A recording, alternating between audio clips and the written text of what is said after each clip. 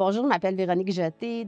Moi, j'ai travaillé plus de 20 ans dans le domaine de la finance, en fiscalité, en fait, au début dans une firme comptable et après ça dans des multinationales. Puis aujourd'hui, je fais du coaching en leadership pour aider justement les professionnels qui travaillent dans ces domaines-là. Donc moi, au cours de ma carrière, j'ai vécu malheureusement 2 épuisements professionnels. Le premier, c'était au tout début de ma carrière. Moi, dans mon tempérament, je suis très performante, hein.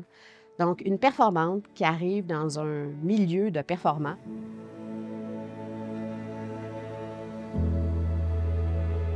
J'ai, pas vu en fait que j'avais des signaux d'alarme. C'est comme si j'apprenais à piloter, dans le fond, qui j'étais comme professionnelle. J'avais comme moi j'appelais ça un running to-do list dans ma tête, là, tu sais. Je dirais que mon horaire commençait à être débalancé. C'était très difficile pour moi d'aller voir comme mes supérieurs pour leur dire, par exemple: «Bien, j'en ai trop», tu sais, ou «Je sais pas comment gérer ça». Pour moi, c'était, selon ma personnalité, un peu une espèce d'aveu de faiblesse, tu sais. Alors là, ce qui s'est passé, c'est qu'il y a un moment donné où c'est ça, j'étais complètement épuisée, j'ai dû arrêter. Ça a été une période un peu, difficile et sombre parce que naturellement, quand on est une professionnelle, c'est pas ça qu'on veut vivre.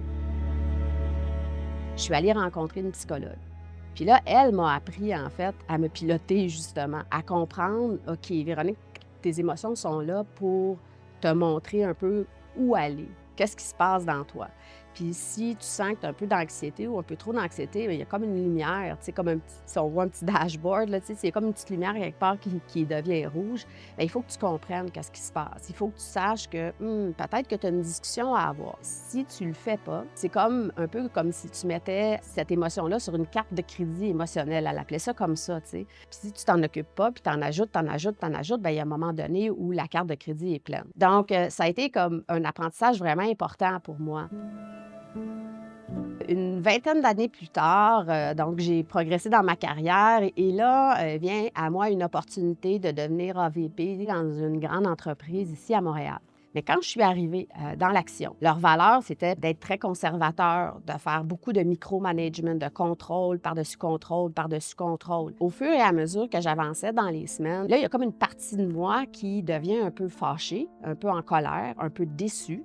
En même temps, j'ai une autre partie de moi qui veut bien faire sa job, qui veut bien faire son travail, jusqu'à un moment donné où je me rends compte que ça prend beaucoup trop de place et que ça m'épuise, cette espèce de tension-là. Parce que, tu sais, on s'imagine toujours que l'épuisement professionnel, c'est quand on travaille trop. Là, c'était autre chose. C'était vraiment le contexte où j'étais, le milieu de travail. C'était pas un milieu dans lequel moi, je pouvais m'épanouir. Donc, je sentais vraiment cette espèce de grosse contradiction intérieure-là.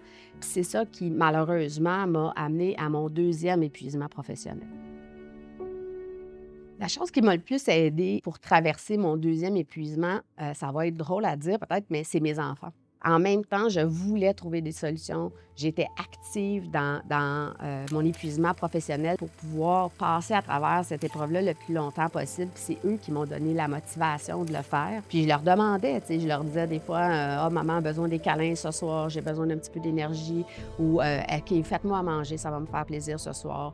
Donc, tu sais, c'était toutes sortes de petites choses, mais qui me gardaient vraiment vivante puis accrochée à mon but de passer à travers cette période difficile-là. Ça a donné lieu pour moi à une plus grande remise en question, je dirais. Qu'est-ce que ça dit de moi, le fait que j'ai 2 épuisements professionnels, tu sais? Moi, en fait, je me suis découvert une passion pour la psychologie appliquée. C'est comme ça que j'ai pris la décision de réorienter ma carrière, en fait, pour que je puisse être là, moi, pour aider les autres à grandir.